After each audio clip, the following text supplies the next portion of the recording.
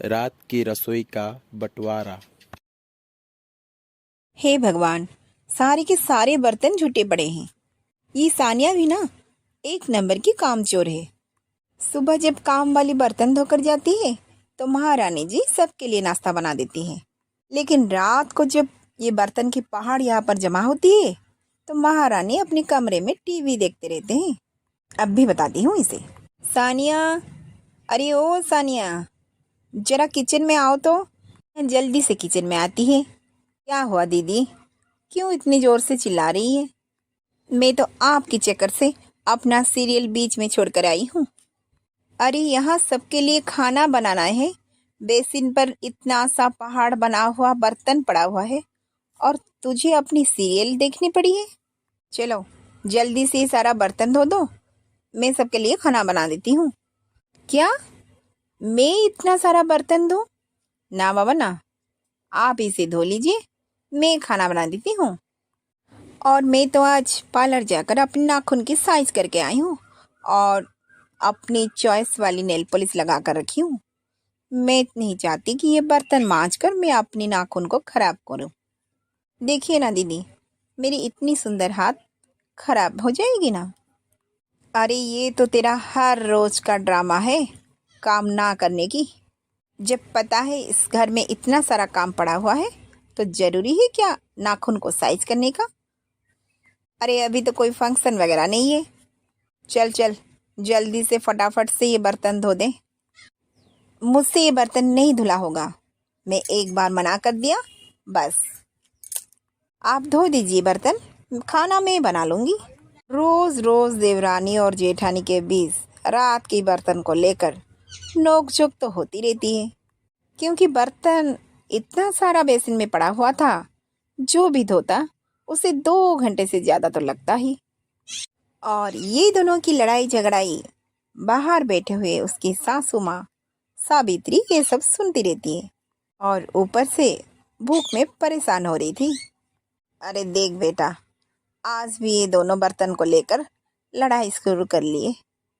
पता नहीं आज खाना मिलेगा या नहीं। तू एक काम कर, खाना मंगवा ले। हाँ माँ, बाहर से ही मंगवा लेता हूँ। तुम्हें बर्तन नहीं धोना है तो ना सही, मैं भी नहीं धोऊंगी। आज इस घर में खाना नहीं बनेगा। हाँ तो ठीक है, कल इन्होंने खाना मंगा लिया था, आप आज भैया को कह दीजिए खाना मंगवा लेंगे बस। हाँ हाँ, मालूम है।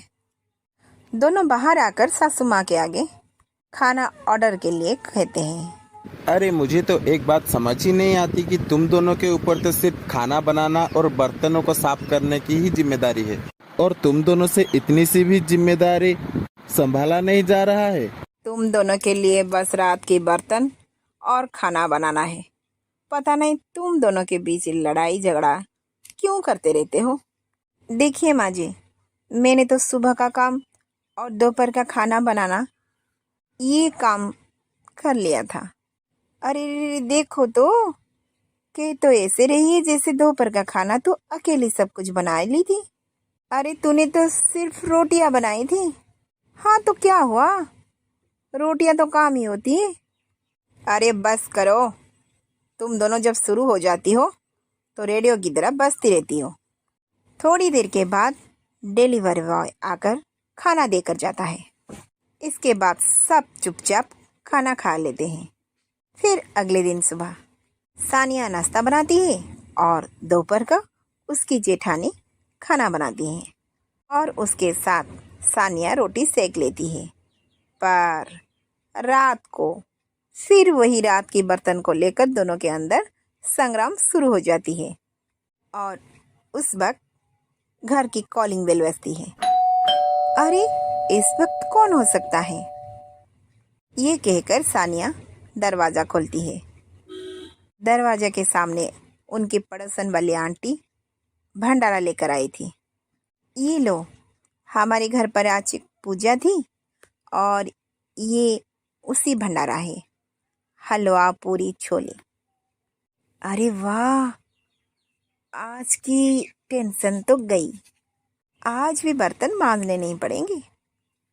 ठीक है आंटी जी, पर खाने के लिए बर्तन तो नहीं थे, इसलिए दोनों हॉटकेस पर पूरी और पतीला पर सब्जी और एक कटोरी पर हलवा लेकर डाइनिंग पर परोस लिए। ये बर्तन पर देखकर खाना उनकी सासू माँ बोलने लगी, अरे ये क्या, ये तरीका क्या है? बर्तन घर पर नहीं है, इसमें खाना खाएंगे? अरे घर पर इतना सारा बर्तन होते हुए ये क्या तरीका हुआ खाना परोसने की? अरे ऐसे बर्तन पर कोई किसी को खाना परोसता है क्या? देखिए माँ जी, इसमें क्या दिक्कत है? पूरी उठाइए और छोले हलवा लेकर खा लीजिए। हाय, क्या नौबत आ गई इस घर में। पता नहीं इन दोनों को रात की बर्तन मांजने की क्या दिक्कत होती है। फिर अगले दिन रात को जेठानी अपनी देवरानी को कहती है, अरे एक काम करो सानिया, देवर जी को कह दो खाना बाहर से मंगवा ले। ठीक है दीदी, चलो चलते हैं। फिर दोनों देवरानी जेठानी हॉल में जाकर दोनों भाई के आगे बाहर से खाना मंगवाने के लिए कहते हैं। और सानिया की ये बात सुनकर नितिन गुस्सा करने लगता है, ये रोज रोज की। अरे हम दोनों भाइयों के पास तो पैसे के पेड़ लगा हुआ है ना। हर दिन खाना होटल से मंगवा दो और पेड़ से पैसे तोड़ कर दे दो। अपना ये फालतू बकवास बंद करो और हम दोनों भाइयों में से कोई भी आज बाहर से खाना नहीं मंगवाएगा। फिर दोनों भाई बाहर से खाना मंगवाने के लिए मना कर लेते हैं। ये बात सुनकर दोनों जेठानी और देवरानी आपस में एक प्लान बनाती हैं। दोनों बाहर से खाना ना मंगवाए कोई बात नहीं, आज कोई सूखा चीज दे ही देते हैं खाने पर। दीदी सूखा चीज क्या देंगे? अरे ये भिगे हुए चना और नमकीन, बिस्किट, ब्रेड, बस चटनी ये दे दो। ठीक है दीदी। फिर दोनों ये सब परोसकर टेबल के ऊपर रख लेते हैं। इनके खाना देखकर उस सासू माँ गुस्सा कर कर चिल्लाने लगती है, क्या भूखे के समय ये सब खाएंगे? पता नहीं तुम दोनों हमको तो कुछ दिन के अंदर भूखे मार ही डालोगे। देखो, तुम दोनों को मैं आज कह देती हूँ, जो भी कुछ हो जाए आज मुझे गर्मा गर्म खाना चाहिए, कोई बहाना नहीं चलेगा। ठीक है? ठीक है मम्मी जी। फिर दोनों देवरानी जेठानी किचन में जाकर सोचते हैं, बर्तन तो सारा पड़ा हुआ है, ये गर्मा गर्म खाना क्या बनाएं? हाँ वही तो, तू तो सबके सामने बोल दे ठीक है, पर अब क्या करेगी? अरे दीदी अब चिंता मत कीजिए, मैं तो ये काम आज आसानी से कर ली है। हाँ, वो कैसे? अरे इसकी इंतजाम तो मैंने पहले से ही कर रखी है। ये देखो, डिस्पोजेबल प्लेट, ग्लास, स्पून, कटोरी। अरे वाह, अरे आज पहली बार तुमने कुछ अकल का काम किया है। पर ये तो सारे खाने के लिए हैं, लेकिन बनाने के लिए बर्तन थोड़ी ना है। के लिए तो ये बर्तन, पतीला, प्रेशर, कढ़ाई ये तो मांजनी पड़ेगी। और देख लो, मैं तो बर्तन मांजूंगी नहीं। अरे दीदी इतने सारे बर्तन क्यों मांजेंगे? एक कढ़ाई मांज ली, बस हो गया। और खाने पर चाउमीन बना लेंगे, और चाउमीन के लिए एक कढ़ाई, प्रेशर, पतीला, इतने सारा बर्तन थोड़ी ना ज़रूरत है। हाँ, तेरी आइडिया तो सही है। फिर दोनों देवरानी जेठानी मिलकर चाउमीन बनाकर टेबल पर परोस लेते हैं। ये लीजिए, आपने कहा था आज तो गर्मा गर्म कुछ बना कर लाना, बस आज चाउमीन खा लीजिए, ये तो गर्मा गर्म बहुत टेस्टी लगती है। ये नूडल्स देखकर सासू माँ तो हैरान हो जाती है, पर इन दोनों की ये बर्तन मांजने की लड़ाई झगड़े में तंग आकर उन दोनों को कुछ ना कहकर वो चाउमीन उनकी सासू माँ चुपचाप खाकर वहाँ से उठ जाती हैं। फिर अगले दिन रात को दोनों में इस बर्तन मांजने की बात को लेकर लड़ाई झगड़ा हो रही थी कि किचन के अंदर से खिटपिट की आवाज आने लगी। अरे किचन में कौन, और ये खिटखिट आवाज कहाँ से आती है? चलो किचन में देखते हैं। किचन में उनकी सासू माँ सावित्री सारे बर्तन मांज रही थी कि दोनों देवरानी जेठानी आकर देखकर सासू माँ को हैरान होकर रह गए। अरे माँ जी, आप ये बर्तन क्यों मांज रही हैं?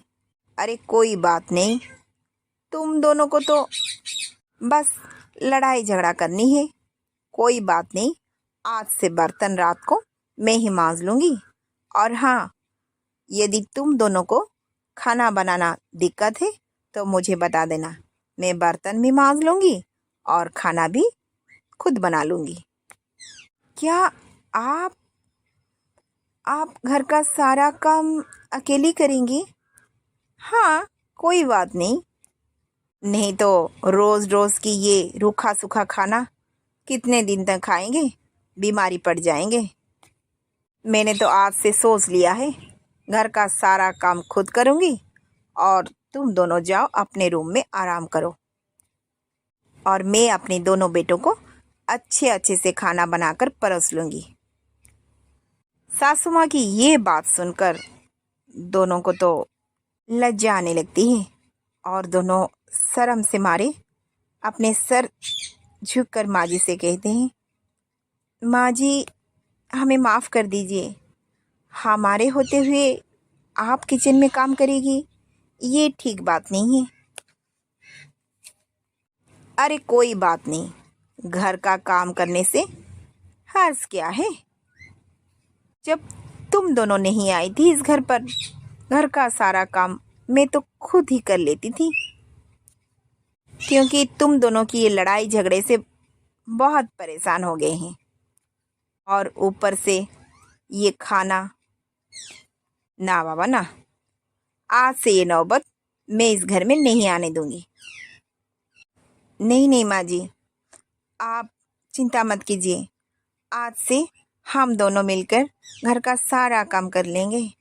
हाँ माँ जी, हमारे अपने खुद की ये लड़ाई झगड़े की किए कर पर हमें पछतावा आ गया है, हमें माफ़ कर दीजिए। आगे से हम लड़ाई झगड़ा नहीं करेंगे और आप जाकर आराम कीजिए, हम खाना बनाकर लाते हैं। सासू माँ को काम करते हुए दोनों जेठानी और देवरानी देखते खुद अपने किए पर पछतावा आ गया है, इसलिए दोनों से डिसीजन ले लिया है कि घर का सारा काम हम बांट कर लेंगे। फिर उसी दिन रात को जब बर्तन पड़ा हुआ था, आज देवरानी मांजने लगी तो कल जेठानी, आज ये खाना बनाया तो कल उसने, ऐसे कर घर का सारा काम बांटकर खुशी से कर लिए। सासू माँ की ये प्लान तो दोनों देवरानी जेठानी के ऊपर बहुत अच्छा असर हुआ और दोनों मिलजुल कर काम बांट कर लेते हैं, और ये देखकर सासू माँ बहुत खुश हो जाती है।